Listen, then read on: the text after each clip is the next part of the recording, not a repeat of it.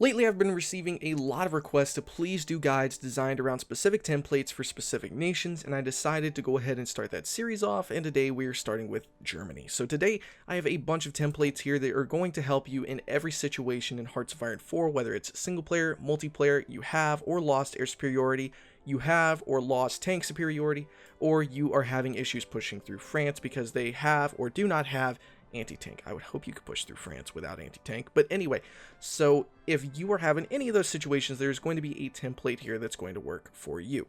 Now, probably one of the most important things here, some of the numbers on these templates are going to be slightly off. What I've done is I've gone into the templates and, well, obviously, since you're going to be probably playing around 1939 to 1942 is when you're going to be using the majority of these templates, what I've done is I've researched the equipment that most Germany players would usually go for and have done around that time. So we have medium 2s, we have medium 2 SP variant of the tanks, we have a heavy tank 2, we have self-propelled variants of those tanks. By the way, if people don't know, this in the bottom is heavy self-propelled AA, this one here is heavy self-propelled artillery, and this one here is a heavy self-propelled anti-tank. Same thing on the left side for medium and light tanks, they're just called light self-propelled or medium self-propelled, followed by artillery, anti-tank, or AA.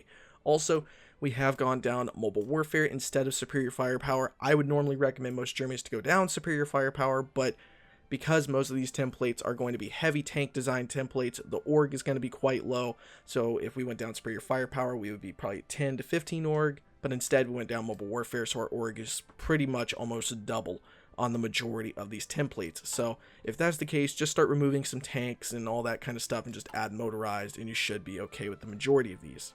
So now with all that being mentioned, let's go ahead and get into these templates. So first off, we have a 10 width Garrison. If you do not have air superiority, I would highly recommend to add that in here, which is right, I can't believe I've gone over it. There it is. So if you don't have air superiority, add an AA with this. Otherwise, if you have air superiority, just keep it the way it is. Pretty much the reason this is such a small unit and only has an engineer company is because you're expected to just put a ridiculous amount of these out.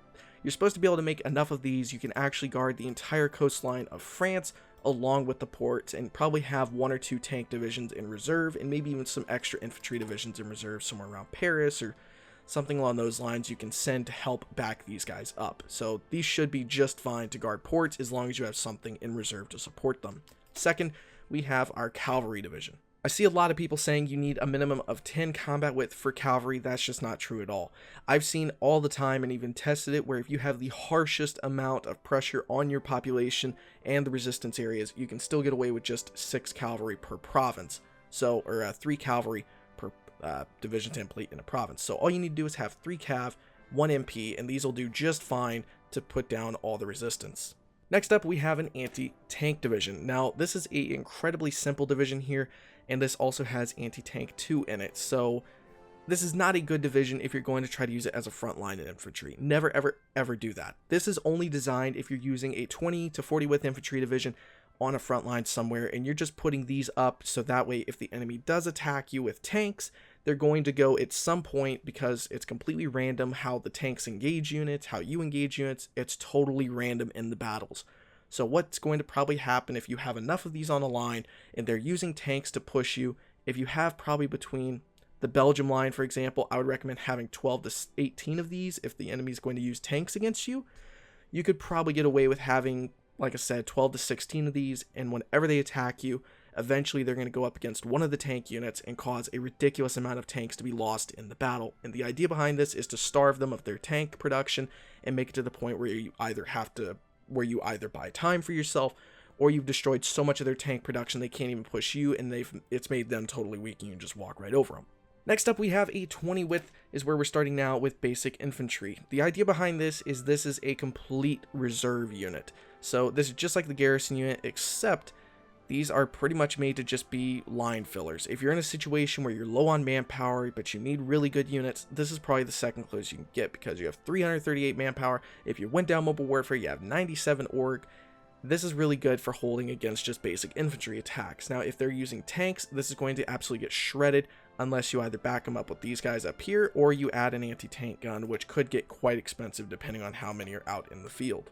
Next up, let's get to our combat infantry. This is kind of actually a unit I will sometimes use if I'm going to go up against a minor country and try to push. Like, I will sometimes send tank divisions to Poland, but otherwise these guys could easily break through. You could get them to pretty high levels because they're engaging such lower level units, really unexperienced compared to the German troops. You can actually use these to attack over in Poland. They'll get to really high levels usually, and then if you're having tank issues or the enemy has made a ridiculous amount of anti-tank, say for example in France, you could probably send a bunch of your infantry that got leveled up to, say, veterans and have a plus 50% attack bonus. You could probably send these over there and have almost 300 attack going up against their anti-tank units, which could work out pretty well. Next up, we have our combat infantry. Wait, no, I'm sorry, our main infantry. This is what I like to try to use as my main infantry division. Now, as you can see over here, we have an AA. If you have air superiority, you don't need that, and I would recommend swapping it out for a recon company. Or if you're not going to have to worry about tanks for a while, swap out your AT for a recon company and keep support AA. The reason the AA is in there is because if the enemy has air superiority over you, you're going to be able to shoot down a lot of their CAS if this is your main infantry you're using, and eventually, probably more than likely, have them totally out of CAS. I've, in one game, as using this entire unit as my frontline division and have like 300 of them, I think in the course of 2 or 3 months, I obliterated over, I think it was 3,000 or 4,000 enemy CAS, but they all were CAS 1, so let me just point that out. But mostly, you also have logistics company here, which is going to take down the supply usage by a lot, which is going to ridiculously help you if you're invading the Soviet Union, or if you're having issues down in, say, Africa and you're having to support, you know, your Italy player, which, let's be honest, most of the time you'll have to. So this is a pretty good division for those cases. Next up, we're going to get into our heavy infantry, which I guarantee you 99% of the time in multiplayer servers, this is going to be banned. This is actually what's called a Space Marine template, where if people do not know what that is, Space Marine is when you add armor to an infantry template. So if you're playing multiplayer, don't use this if it says that Space Marines are banned. The reason you would do this and set it up the way I have is because this adds armor to your infantry division. Most people aren't going to realize that doesn't make any sense, is what they're going to think. What happens is because you have armor, if the enemy doesn't have any anti-tank and you're using armor against them, they'll actually suffer penalties in combat. So by having like 15 or 20 of these going up against a country with no anti-tank whatsoever, these will work almost just as good as a 40-width self-propelled artillery division with 800 soft attack. They'll work almost just as good.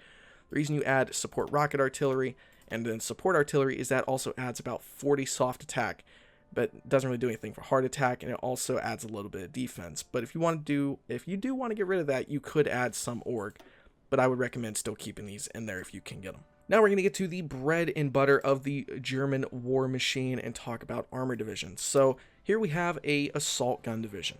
Pretty much for my assault gun division, I add one tank here, which is going to add, as you can see, about 10 armor, actually 13 armor. And then it's also going to add some piercing. So that's the reason that's there.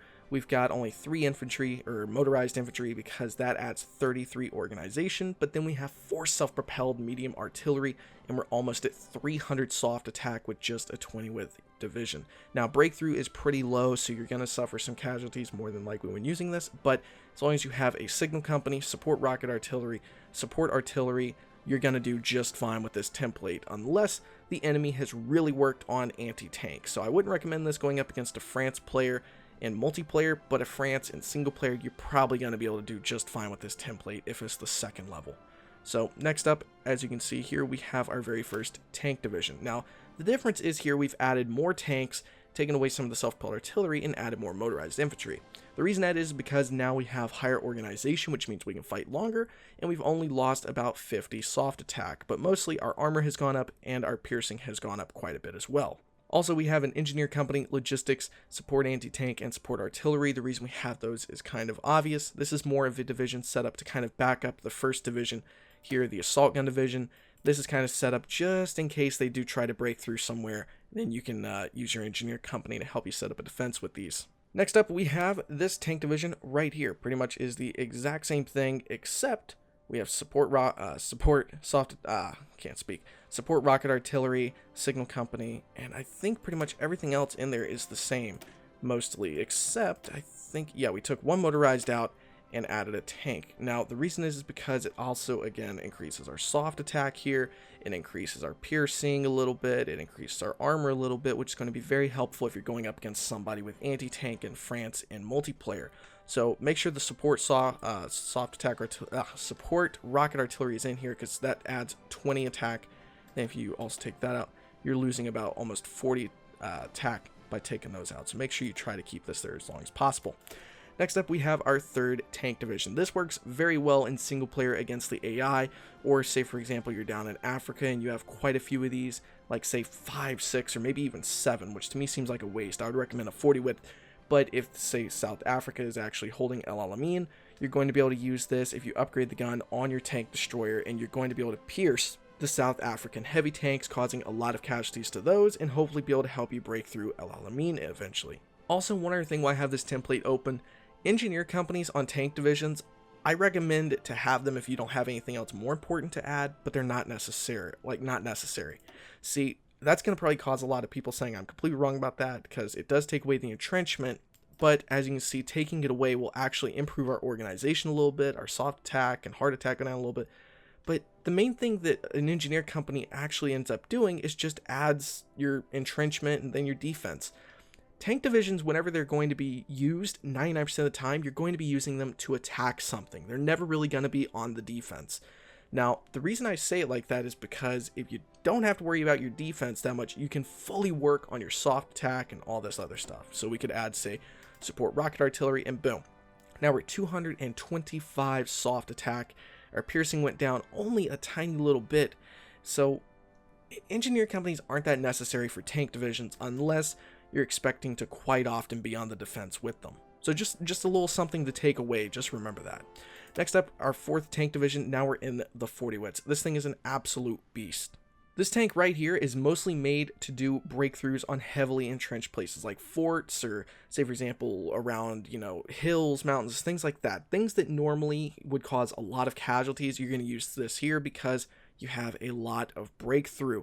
So remember that. Oh, and before, your defense doesn't really go into the battle stats, only your breakthrough and your soft attack, hard attack, and that stuff does. If you're being on the defensive, that's when your defense actually plays a role, and then your soft attack and everything that way. So in case someone tries to use that excuse for your engineer company being gone.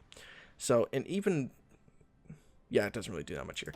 But anyway, so basically you want to have one tank destroyer in here, your self-propelled tank destroyer SPAT, because that adds, instead of just your basic 62 piercing, that adds it up to 75. So that helps out tremendously by just adding one tank destroyer, and then you want to have 2 SPAA in here because that is the requirement to get rid of the majority of the enemy air.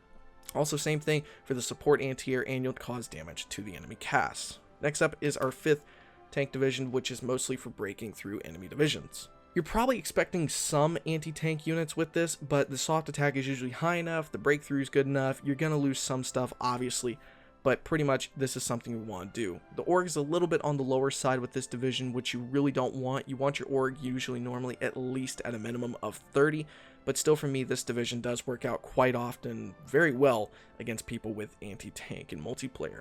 Next up, this is a monster here again. This division is before the update with Man the Guns, when you didn't really have to worry about fuel too much. This is what I would use to absolutely steamroll China's. The reason is because your organization is incredibly high. You have incredibly high soft attack. This is what you would probably want to use against people using anti-tank divisions in France. The reason is because the soft attack is so high, you can cause a bunch of damage to their org, especially if they're making anti-tank and their org's already a little bit lower. This will work very well in your favor. Next up, we have our motorized templates here, which is just basically for speed. Here is a basic just 10 combat with motorized unit. It's not that big of a deal. It's just something to kind of keep up with your tanks, especially if you're going to remove the engineer companies out of them. This is just to keep up with your tanks and set up front lines, and that's all these are really there for. They're just made to overlap your tanks and then go in there. Here we actually have a motorized division I sometimes use to attack and break through places. If you can, add a self-propelled artillery though. I'm going to show you the difference between them really quick. This is just the basic 7.2 with engineers recon support artillery. If you can, also add a support rocket artillery. That does boost it up a little bit and helps out. But if you remove these two, I'm going to show you the difference self-propelled artillery makes, why I like to add it to these kind of divisions. So as you can see, we're going to lose some speed. Where is it? As you can see, we lose about 3 kilometers an hour, but our soft attack goes up 28. Our armor goes up by 20, which now means that the enemy has to have anti-tank to stop us. And we lose a little defense, a little tiny bit of breakthrough, but in my opinion, it is well worth it, but the production cost does go up some. So that's for that one. Now for our final template is another this is kind of a cheesy way of doing a Space Marine and breaking server rules without breaking a server rule. Basically, it's just one single medium tank in here with a bunch of motorized. Pretty much, again, you have to have some type of anti-tank to stop this thing, and it's really cheesy. It's a really cheesy strat to do because you still require the trucks and everything for the division, but you're sort of building a Space Marine with just one tank here. So, anyway, guys, that is pretty much all really the specific templates I would recommend for Germany. Now, if you guys have any recommendations, go down below in the comment section below. If you disagree with some templates, go ahead and post your notes down there, and I will actually read them, and and all that. Maybe in a later video, do something with that and change it up a little bit. So anyway, guys, thank you so much for watching. I will see you guys next time. Oh, and also, make sure you guys go down there and tell me what country you want next for me to go over with templates. Thank you for watching. I'll see you guys next time. Stay awesome.